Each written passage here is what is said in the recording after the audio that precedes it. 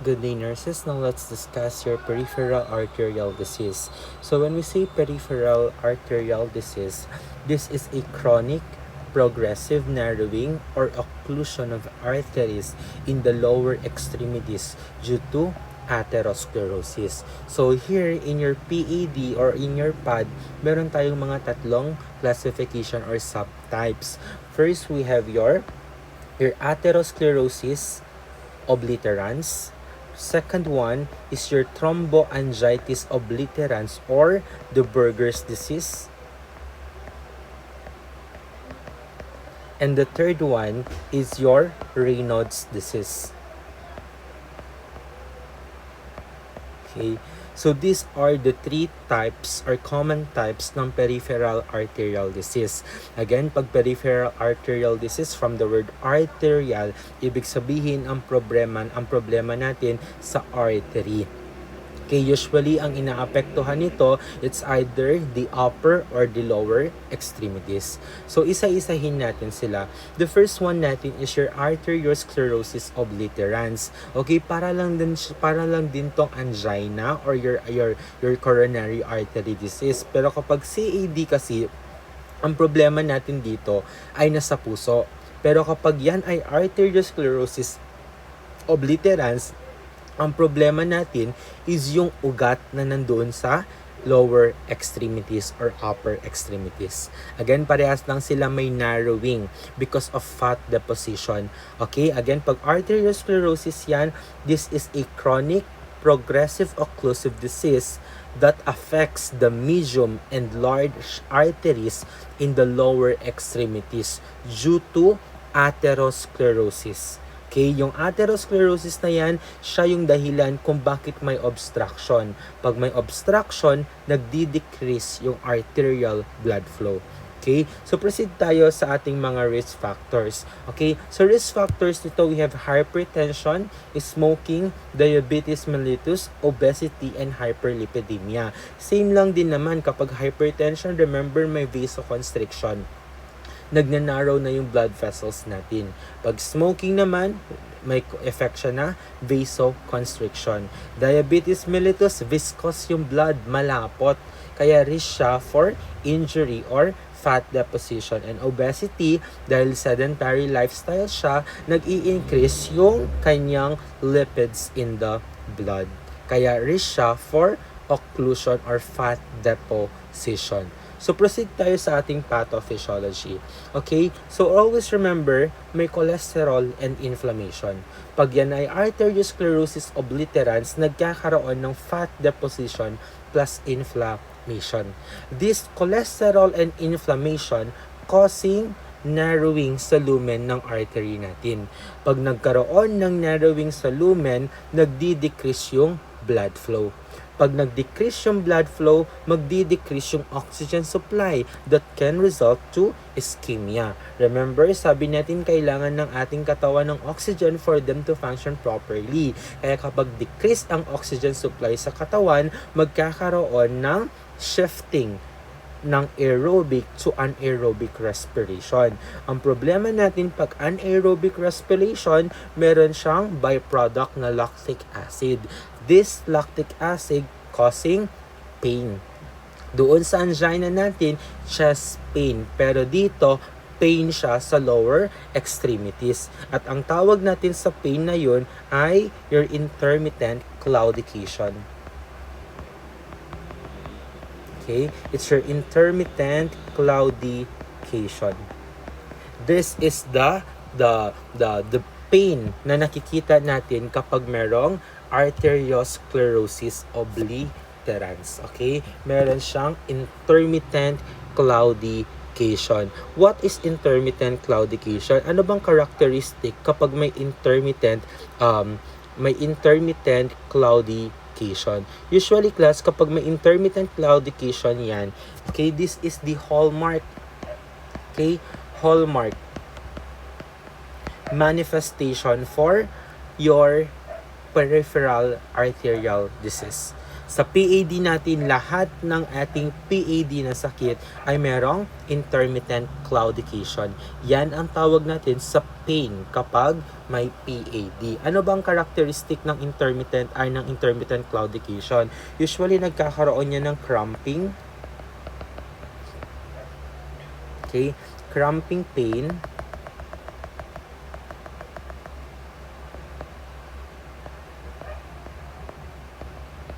A cramping pain in the thigh and buttocks, okay, during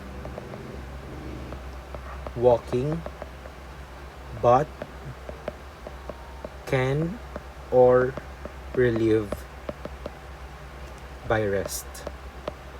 So, para lang din siyang angina pectoris, yung pain niya nare-relieve ng rest. Ganun din dito sa ating PAD, sa arteriosclerosis obliterans.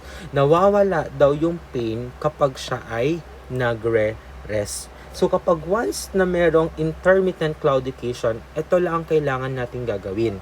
Okay? Ito lang intervention natin. We need to stop, rest, and go. Okay? Kapag once na may intermittent claudication, stop mo muna. You need to rest your feet. Okay? Kailangan mong i-rest yung paa mo. Pag ni-rest mo siya, make sure na dapat yaan ay hindi naka-elevate. Hindi dapat siya naka-elevate. Dapat dependent lang siya. Nakababa lang siya. And then kapag once na na-rest mo na siya, pag nawala na yung pain, you can continue walking na. So, yan lang yung only management natin kapag intermittent claudication. What are the manifestations? So, we have early manifestation. We have your intermittent claudication. Cool and pale extremities. Bakit? Walang blood supply or konti lang yung blood supply na napupunta doon sa ating paa. Bakit? Merong atherosclerosis and may inflammation, may narrowing ng ating arteries, kaya walang blood supply. Ganon din kapag numbness, sign yan na nagdi-decrease yung blood supply natin, and even tingling sensation and yung dependent rubor. Okay? It's the dependent rubor. Ano naman yung late manifestation natin? Diminish or absent pulse. Okay, absent pulse dun sa may paa, and then nagkakaroon ng dryness and loss of hair. Bakit? Kasi nga nagkakaroon noong what we call this one, nagkakaroon siya ng shrinking. Okay, nagsishrink yung ating fats. Okay, pag nag-shrink yung fats natin, okay, and even the skin layer nagsishrink siya, kaya naglolos yung hair natin. Okay, nagkakaroon ng loss of hair sa may lower extremities, and then thick brittle toenails. Bakit? Yan ay manifestation ng decreased oxygen supply. Okay, so what are the diagnostic tests? We have the duplex ultrasonography and your Doppler flow studies. So dito sa duplex ultrasonography, makikita natin kung may narrowing, para lang din siyang ultrasound. Pero hindi ito, pero ultrasound to ng arteries and vein. Pag Doppler flow studies naman, nakikita natin dito yung flow. Meron bang blood supply na nakaka-flow doon sa may affected extremities? So these are the diagnostic procedure na ginagamit natin for your arteriosclerosis obliterans or the peripheral arterial disease. So what are the management? Your pharmacological management. We have your pentoxifylline or your Trental. Ginagamit natin to reduce blood viscosity or yung pagkalapot ng dugo and improve supply of oxygen-rich blood to the muscles. And your cilostazol or the Pletal, ginagamit natin siya to inhibits the platelet aggregation para ma-prevent natin yung clot formation and increases vasodilation. Dahil may narrowing because of plaque, kaya kailangan natin siyang ipadilate through the use of your cilostazol. Surgical management natin, we have your surgical bypass graft and anastomosis. Tanggalin natin yung yung arteries na merong occlusion, and then i-connect natin siya doon sa remaining one. Or kung hindi naman, kukuha tayo ng panibagong arteries at gagawa tayo ng panibagong daan para hindi na magkaroon ng decreased blood flow and blood supply sa affected extremities. So what are the nursing management? First natin, we need to evaluate regularly the peripheral pulse, kasi ito yung ating key para sa ganun makita natin kung meron bang blood supply na nakakarating sa affected extremities. We need also to check the temperature, the sensation, the motor function, and the capillary refill time. Okay, so these are manifestation kapag once na may mga problema dito, ibig sabihin nagde-decrease na yung blood supply sa affected extremities. Note for hematoma, bleeding, and decreased urine output. Kasi kapag nag-decrease ang urine output, ibig sabihin meron ng kidney damage. Then we need to encourage exercise of the extremities while on bed.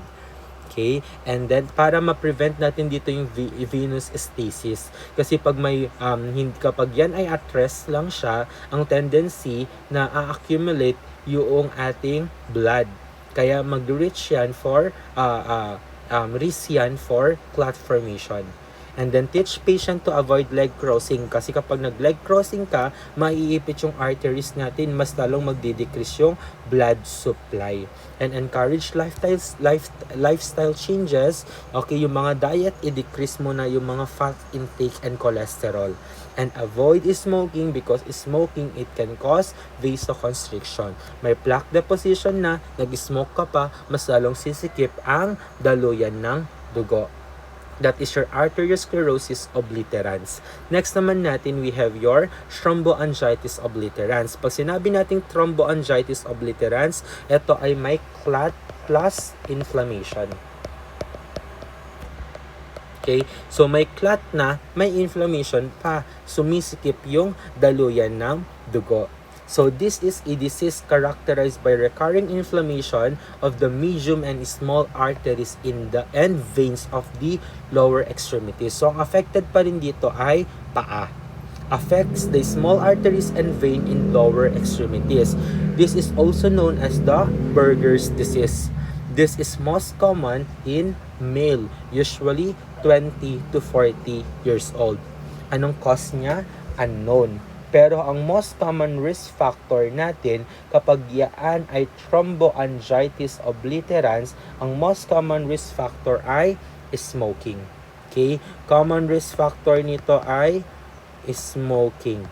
So, ibig sabihin, ang management natin kapag thromboangiitis obliterans, we need to avoid smoking or smoking cessation.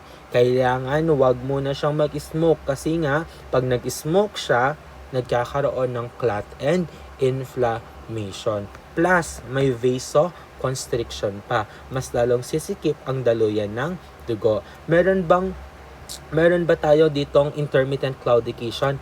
Yes, may intermittent claudication dito. So, kung may intermittent claudication, ano ang gagawin natin? Rest, stop, rest, and go. Okay, that's the management for Raynaud's disease, ay thromboangiitis obliterans. Now, proceed tayo sa last natin, yung Raynaud's disease. Si Raynaud's disease natin, meron siyang intermittent vasoconstriction that result in coldness, pain, pallor of the fingertips. This is also known as the blue, white, red disease. Bakit blue, white, red disease? Dahil meron tayong tinatawag na Raynaud's phenomenon. Sorry, this is A. Okay, Raynaud's phenomenon. Okay, your Raynaud's phenomenon, ito siya. As you can see, merong area na kulay red, may area na kulay white, at may area na kulay blue. Kaya siya tinawag na blue, white, red disease. Okay, this is the Raynaud's phenomenon. So, ano ang kanyang, usually ang cause niya is unknown. Most affected are female. Usually, ang affected dito is the arterioles. Ibig sabihin ng arterioles, the small arteries in the upper extremities, especially the finger. Okay? So, usually, ito, kamay naman ang affected dito. Finger natin. So, what are the risk factors? We have the 4C. The cold temperature, cigarette, caffeine, and constrictive clothing. So, usually, pag cold temperature yan, kasi vasoconstriction, di ba? Pag cigarette naman, vasoconstriction. Caffeine natin, this is stimulant. It can cause vasoconstriction. Pag constrictive clothing, masikip na damit, vasoconstriction. Kaya, nagre-result siya sa Raynaud's phenomenon. So, what are the management? We need to avoid 4C. Avoid cold temperature kasi kapag once na cold temperature, vasoconstriction, kaya kailangan warm para magkaroon ng dilation. Pag nag-dilate ang artery natin, magkakaroon ng enough blood supply papunta dito. Usually kasi ang dahilan nito ay intermittent vasoconstriction. Kaya nagkakaroon siya ng intermittent vasoconstriction. Okay? So next natin your cigarette. Pag hindi ka nanigarilyo, may vasodilation. May enough na blood supply sa finger. Next, caffeine. Pag hindi ka nag-coffee, hindi magkakaroon ng vasoconstriction. Kaya magkakaroon ng vasodilation, mas maganda ang circulation sa ating fingers. And then, constrictive clothing. Hindi ka magsusuot ng masikip, kaya magkakaroon ng vasodilation. Kaya mas maganda ang supply ng blood papunta sa ating kamay, ma-prevent natin yung pag-occur ng Raynaud's phenomenon. Okay, this is the Raynaud's disease caused by 4C. Okay, 4C, anong meron sa kanya? Intermittent vasoconstriction. Pag Buerger's disease naman yan or thromboangiitis obliterans, may clot and inflammation. Anong affected? Lower extremities. Most common in male. Also known as the Buerger's disease. Anong meron sa kanya? Clot and inflammation. Anong risk factor? Is smoking. And your arteriosclerosis obliterans, merong fat deposition. Okay? So, merong fat deposition affected lower extremities. Anong affected artery? Small, large, and medium vein. So, ano ang meron sa kanila? Intermittent claudication. Anong management natin pag intermittent claudication? Stop, rest, and go. Class, pag yan ay peripheral arterial disease, ang management natin dito, bawal na bawal siyang i-elevate. No elevation. Pag yan ay PAD, no elevation. Bawal i-elevate ang kamay, bawal i-elevate ang paa. Kailangan yan ay dependent lang. Pag sinabi nating dependent, yan ay nakababa lang. So, dapat dependent lang siya. Bakit kailangan nakadependent? Bakit bawal ang elevation? Kung babalikan natin ang anatomical structure ng ating artery, pag sinabi nating artery, away. Diba? Pag sinabi nating vein, balik. Ibig sabihin, pag artery, paalis sa ating heart. So, kung once na in-elevate mo yan, remember, ang flow ng ating dugo because of gravity.